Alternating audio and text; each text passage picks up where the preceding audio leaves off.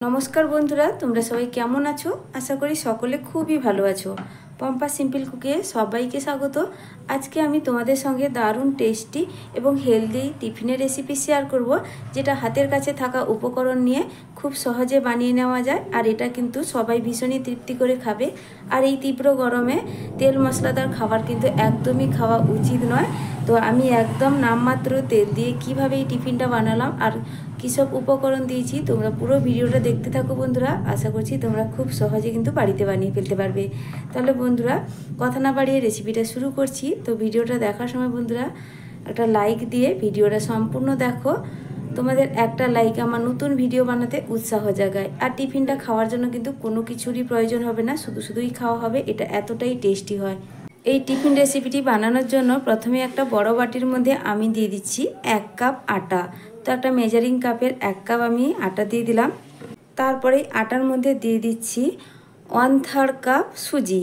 তো এখানে 1 কাপের 3 ভাগের 1 ভাগ আমি এখানে সুজিটা ব্যবহার করছি। ভীষণই হেলদি একটা টিফিন রেসিপি বন্ধুরা, আর বানাতে একদম সহজ। বাড়িতে হাতের কাছে থাকা উপকরণ দিয়েই বানিয়ে নেওয়া যায় খুব সহজে।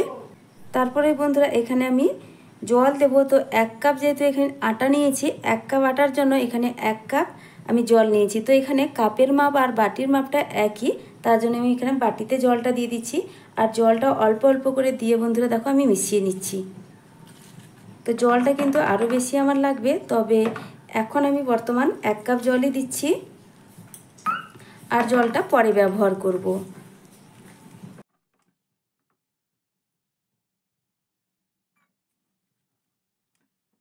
পুরোটাই দিয়ে দিলাম আমি 1 কাপ জল। এবার ভালো করে এটা মিশিয়ে নেব। খুব ভালো করে এটা মেশানো হয়ে গেছে। আর এবার এটাকে আমি রেখে দিচ্ছি এক সাইডে। তার মধ্যে কিন্তু 5 থেকে 7 মিনিট রাখলেই হবে বন্ধুরা। তার মধ্যে সুজিটা কিন্তু খুব সুন্দরভাবে ভিজে নরম হয়ে যাবে। তো এবার ঢাকা দিয়ে আমি রেখে দিই এটাকে। তো বন্ধুরা গ্যাসে আমি একটা এবার ফ্রাইং প্যান বসিয়ে দিয়েছি। এবার সেই প্যানের মধ্যে দিয়ে দিচ্ছি 1 টেবিল চামচ সাদা তেল।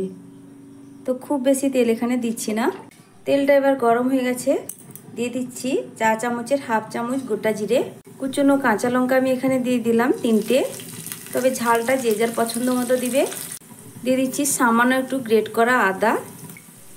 এবার এই সব মশলাগুলোকে হালকা একটু ভেজে নেব। তো বন্ধুরা দেখো খুব বেশি ভাজার প্রয়োজন নেই, হালকা একটু ভেজে নিয়েছি। আর একটু হালকা আদার গন্ধটা থাকলে এই টিফিনটা কিন্তু খেতে বেশি ভালো লাগবে। তারপরে দেখো কিছু আমি এখানে সবজি দিয়ে দিচ্ছি। তো তার মধ্যে আছে একটা অর্ধেক পরিমাণ গাজর আমি গ্রেট করে গেছিলাম, এই গাজরটা দিয়ে দিলাম। একটা মিডিয়াম সাইজের আলু আমি গ্রেট করে ভালো করে ধুয়ে এইভাবে জলের মধ্যে রেখে দিয়েছিলাম। এবার জল থেকে ছেঁকে ভালো করে আমি এর মধ্যে দিয়ে দিচ্ছি। আর সঙ্গে দিয়ে দিচ্ছি একটা বড় সাইজের কুচনো পেঁয়াজ। তবে পেঁয়াজটা তোমরা চাইলে আগে দিয়েও একটু ভেজে নিতে পারো, তবে আমি কিন্তু পেঁয়াজটা সবজির সঙ্গেই দিয়ে দিলাম। আর এটা কিন্তু খুব বেশিক্ষণ ভাজবো না, এটা হালকা 2 মিনিট মতো নাড়াচাড়া করে ভেজে নেব। আর ঢাকা দেওয়ার কিন্তু একদম প্রয়োজন নেই বন্ধুরা। একদম কম তেল মশলায় দারুণ একটা হেলদি টিফিন রেসিপি বন্ধুরা। তোমরা পুরোটা দেখো, আশা করছি তোমাদের ভীষণই ভালো লাগবে। এই গরমে কিন্তু খুব বেশি তেল মশলাদার খাবার একদমই খেতে ভালো লাগে না বা খাওয়া উচিত না। তার জন্য এরকম একদম কম তেল মশলায় টিফিনটা বানিয়ে দেখবে। বড় থেকে ছোট সবাই কিন্তু খুবই তৃপ্তি সহকারে খাবে এবং খুবই পছন্দ করবে। আর স্কুল অফিসের টিফিনেও কিন্তু বন্ধুরা এই টিফিনটা বানিয়ে দেওয়া যায়। তো সব কিছু ভালো করে মেশানো হয়ে গেছে। তারপরে আমি এখানে দিয়ে দেবো লবণ।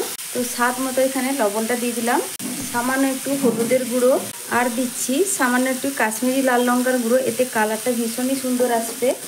তবে কাঁচা লঙ্কাটা শুধু আমি ঝালের জন্য ব্যবহার করেছি, এখানে ঝাল লঙ্কার গুঁড়োটা আমি ব্যবহার করলাম না। তোমরা চাইলে এখানে কাশ্মীরি লঙ্কাটা স্কিপ করতে পারো বন্ধুরা। এটা শুধুমাত্র একটু দেখতে ভালো লাগবে, কালারটা খুব সুন্দর আসবে, তার জন্যই আমি দিয়ে দিলাম।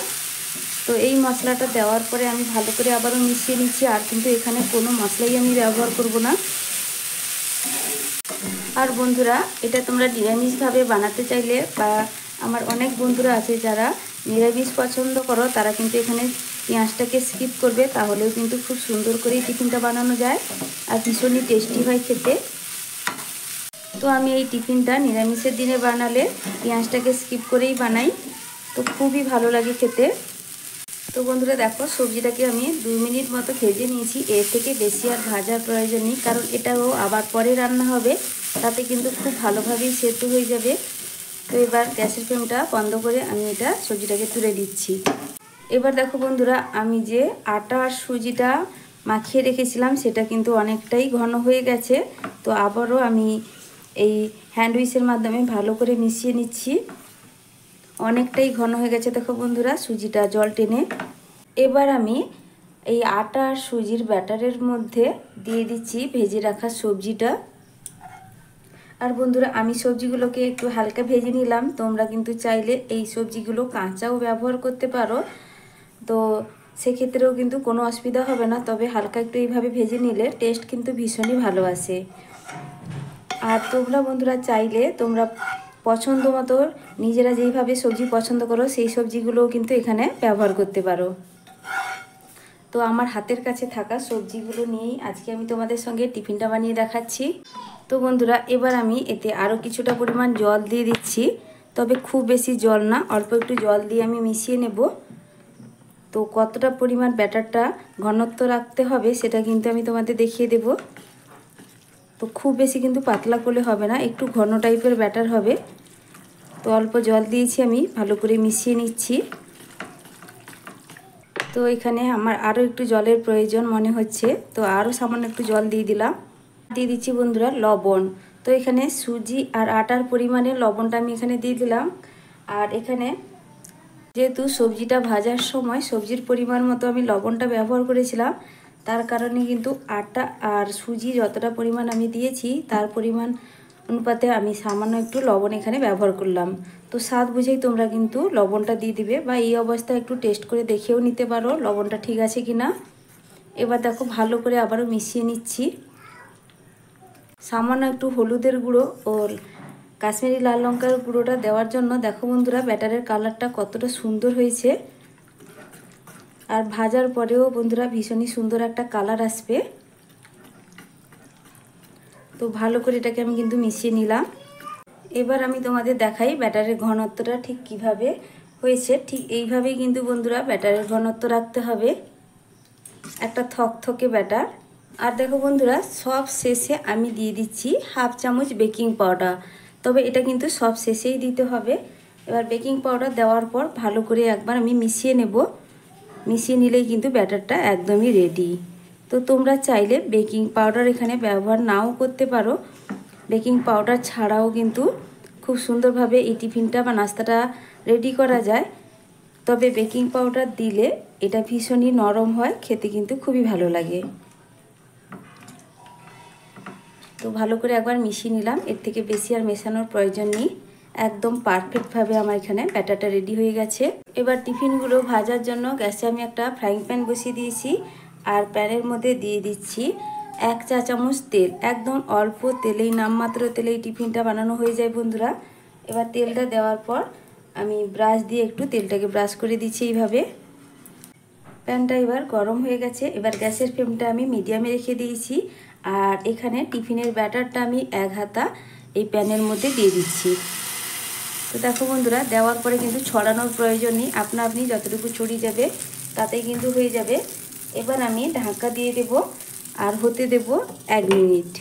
তো বন্ধুরা 1 মিনিটের পর আমি ঢাকাটা খুলে নিচ্ছি।